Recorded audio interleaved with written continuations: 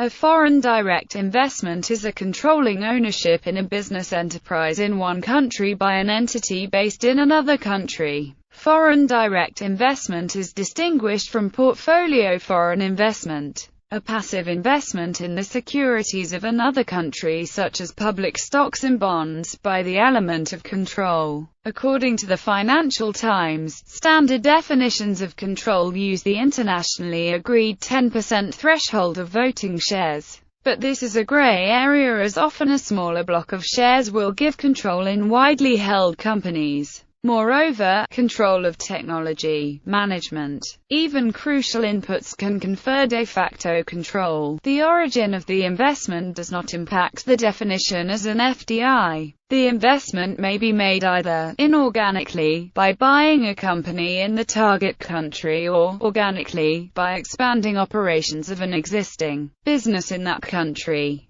Definitions. Broadly, foreign direct investment includes mergers and acquisitions, building new facilities, reinvesting profits earned from overseas operations, and intra-company loans. In a narrow sense, foreign direct investment refers just to building new facilities. The numerical FDI figures based on varied definitions are not easily comparable. As a part of the national accounts of a country, and in regard to the GDP equation, Y equals C plus I plus G plus consumption plus gross investment plus government spending plus, where I is domestic investment plus foreign investment. FDI is defined as the net inflows of investment to acquire a lasting management interest in an enterprise operating in an economy other than that of the investor. FDI is the sum of equity capital, other long-term capital, and short-term capital, as shown the balance of payments. FDI usually involves participation in management, joint venture, transfer of technology and expertise.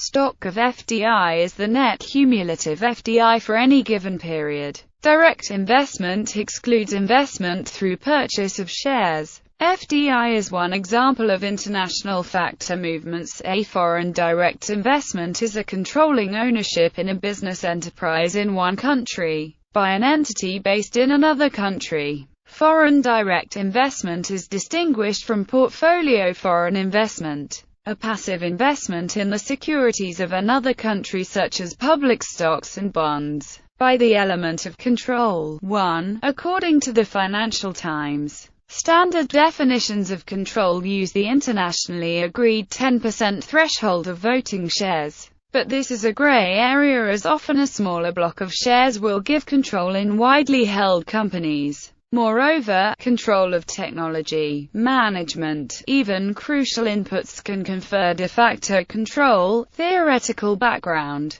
According to Grazia Ietto-Gillies, prior to Stephen Hymer's theory regarding direct investment in the 1960s, the reasons behind foreign direct investment and multinational corporations were explained by neoclassical economics based on macroeconomic principles. These theories were based on the classical theory of trade, in which the motive behind trade was a result of the difference in the cost of production of goods between two countries, focusing on the locus of production as a motive for a firm's foreign activity. For example, Joe S. Bain only explained the internationalization challenge through three main principles: absolute cost advantages, product differentiation advantages, and economies of scale. Furthermore, the neoclassical theories were created under the assumption of the existence of perfect competition. Intrigued by the motivations behind large foreign investments made by corporations from the United States of America, Hymer developed a framework that went beyond the existing theories, explaining why this phenomenon occurred.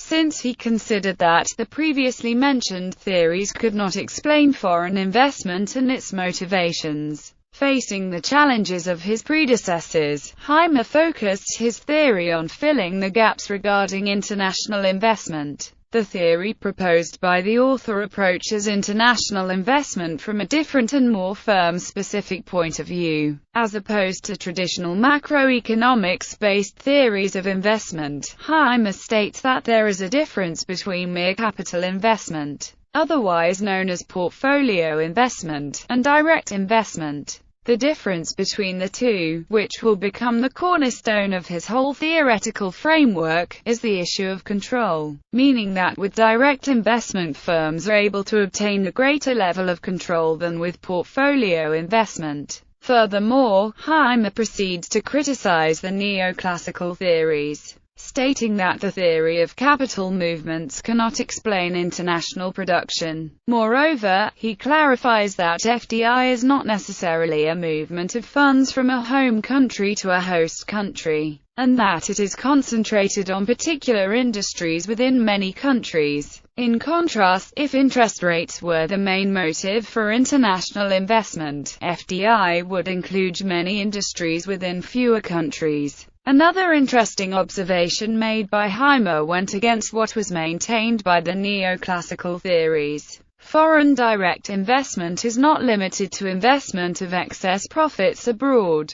In fact, foreign direct investment can be financed through loans obtained in the host country, payments in exchange for equity, and other methods. The previous criticisms, along with assuming market imperfections, led Hymer to propose the three main determinants of foreign direct investment. Firm-specific advantages. Once domestic investment was exhausted, a firm could exploit its advantages linked to market imperfections, which could provide the firm with market power and competitive advantage. Further studies attempted to explain how firms could monetize these advantages in the form of licenses. Removal of conflicts. Conflict arises if a firm is already operating in foreign market or looking to expand its operations within the same market.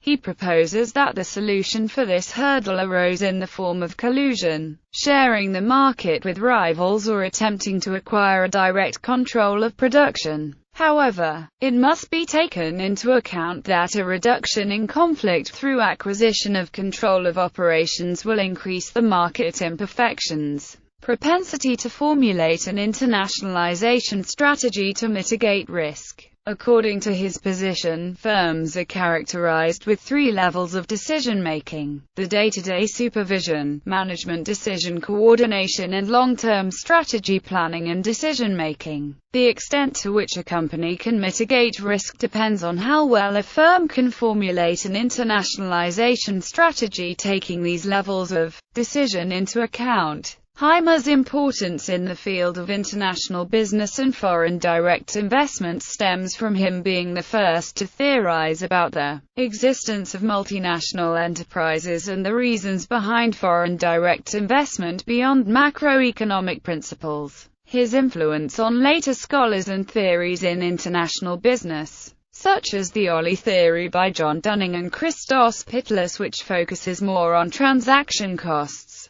Moreover, the efficiency value creation component of FDI and M&E activity was further strengthened by two other major scholarly developments in the 1990s: the resource-based and evolutionary theories. In addition, some of his predictions later materialized. For example, the power of supranational bodies such as IMF or the World Bank that increases inequalities. Types. Horizontal FDI arises when a firm duplicates its home country-based activities at the same value chain stage in a host country through FDI. Platform FDI: foreign direct investment from a source country into a destination country for the purpose of exporting to a third country. Vertical FDI takes place when a firm through FDI moves upstream or downstream in different value chains, i.e., when firms perform value-adding activities stage by stage in a vertical fashion in a host country. Methods.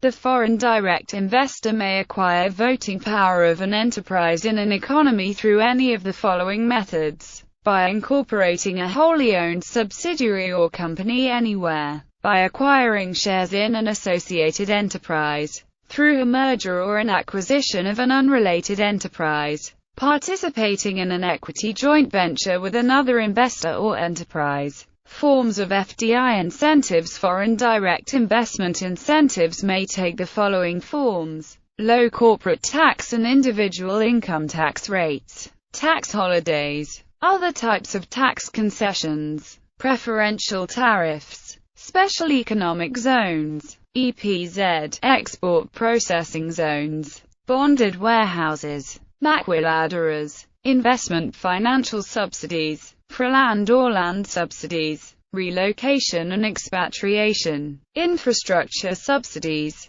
R&D support, derogation from regulations. Governmental investment promotion agencies use various marketing strategies inspired by the private sector to try and attract inward FDI, including diaspora marketing, by excluding the internal investment to get a profit downstream. Importance and barriers to FDI. The rapid growth of world population since 1950 has occurred mostly in developing countries. This growth has been matched by more rapid increases in gross domestic product, and thus income per capita has increased in most countries around the world since 1950. An increase in FDI may be associated with improved economic growth due to the influx of capital and increased tax revenues for the host country. Host countries often try to channel FDI investment into new infrastructure and other projects to boost development. Greater competition from new companies can lead to productivity gains and greater efficiency in the host country, and it has been suggested that the application of a foreign entity's policies to a domestic subsidiary may improve corporate governance standards. Furthermore, foreign investment can result in the transfer of soft skills through training and job creation. The availability of more advanced technology for the domestic market and access to research and development resources. The local population may benefit from the employment opportunities created by new businesses. In many instances, the investing company is simply transferring its older production capacity and machines, which might still be appealing to the host country because of technological lags or underdevelopment. In order to avoid competition against its own products by the host country, company. Developing World. A 2010 meta-analysis of the effects of foreign direct investment on local firms in developing and transition countries suggests that foreign investment robustly increases local productivity growth. The Commitment to Development Index ranks the development friendliness of rich country investment policies. China FDI in China, also known as RFDI, has increased considerably in the last decade, reaching $59.1 billion in the first 6 months of 2012, making China the largest recipient of foreign direct investment and topping the United States, which had $57.4 billion of FDI. In 2013, the FDI flow into China was $64.1 billion, resulting in a 34.7% market share of FDI into the Asia-Pacific region. By contrast, FDI out of China in 2013 was $18.97 billion, 10.7% of the Asia-Pacific share. During the global financial crisis, FDI fell by over one-third in 2009 but rebounded in 2010. India foreign investment was introduced in 1991 under Foreign Exchange Management Act, driven by then Finance Minister Manmohan Singh. As Singh subsequently became the Prime Minister, this has been one of his top political problems, even in the current times. India disallowed overseas corporate bodies to invest in India. India imposes cap on equity holding by foreign investors in various sectors. Current FDI in aviation and insurance sectors is limited to a maximum of 49%,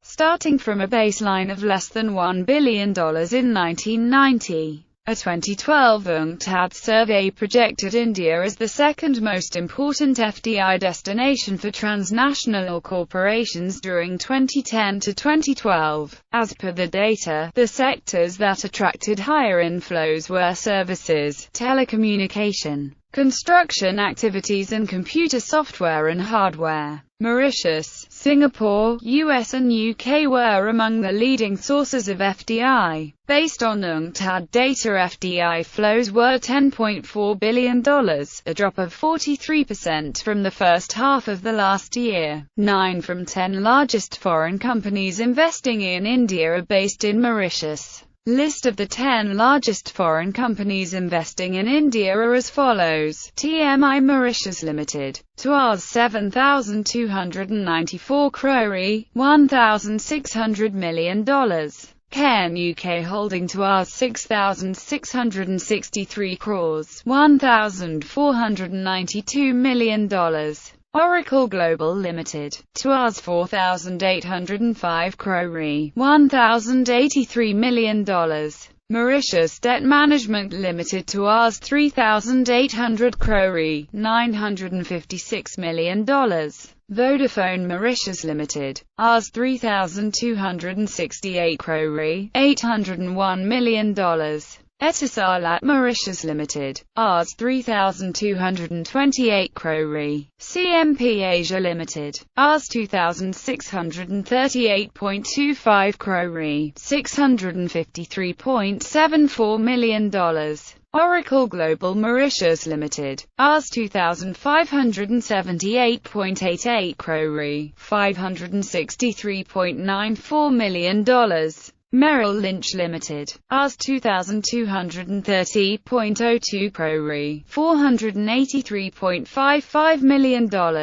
Name of the company not given. In 2015, India emerged as top FDI destination, surpassing China and the US. In first half of the 2015, India attracted FDI of $31 billion compared to $28 billion and $27 billion of China and the US respectively. United States. Broadly speaking, the United States has a fundamentally open economy and low barriers to FDI. U.S. FDI totaled $194 billion in 2010. 84% of FDI in the United States in 2010 came from or through 8 countries: Switzerland, the United Kingdom, Japan, France, Germany, Luxembourg, the Netherlands, and Canada. A major source of investment is the real estate. The foreign investment in this area totaled $92.2 billion in 2013, under various forms of purchase structures. A 2008 study by the Federal Reserve Bank of San Francisco indicated that foreigners hold greater shares of their investment portfolios in the United States if their own countries have less developed financial markets, an effect whose magnitude decreases with income per capita. Countries with fewer capital controls and greater trade with the United States also invest more in U.S. equity and bond markets.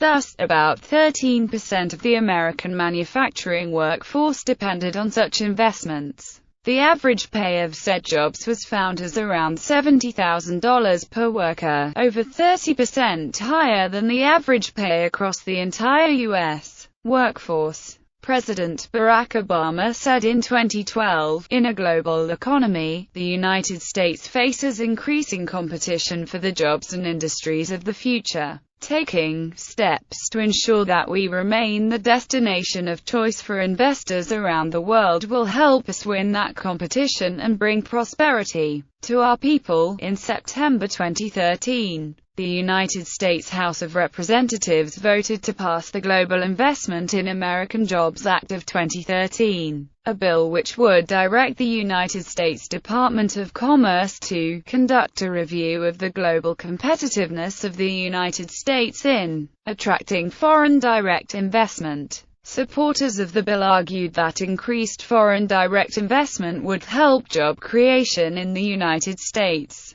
Canada. Foreign direct investment by country and by industry. Tracked by Statistics Canada, foreign direct investment accounted for CAD $634 billion in 2012, eclipsing the United States in this economic measure. Global FDI inflows and outflows are tabulated by Statistics Canada. United Kingdom. The UK has a very free market economy and is open to foreign investment. Prime Minister David Cameron has sought investment from emerging markets and from the Far East in particular, and some of Britain's largest infrastructure including energy and skyscrapers such as the Shard have been built with foreign investment. Russian Federation History of Foreign Investment Law. In 1991, for the first time, Russia regulated the form, range and favorable policy of FDI in Russia. In 1994, a consulting council of FDI was established in Russia, which was responsible for setting tax rate and policies for exchange rate, improving investment environment, mediating relationship between central and local government, researching and improving images of FDI work,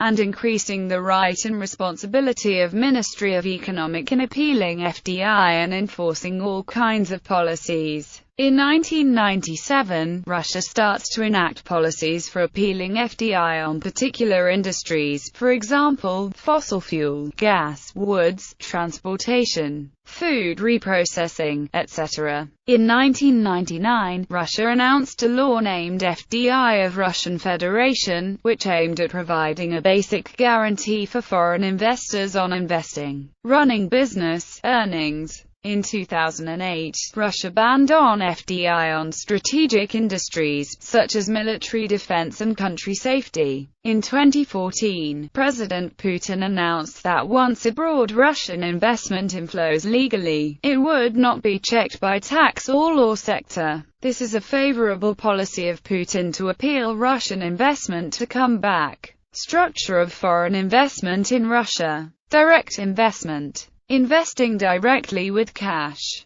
Basically, investment more than 10% of the item is called direct investment. Portfolio investment. Investing indirectly with company loans, financial loans, stocks, etc. Basically, investment less than 10% of the item is called portfolio investment. Other investment. Except for direct and portfolio investment, including international assistance and loans for original country.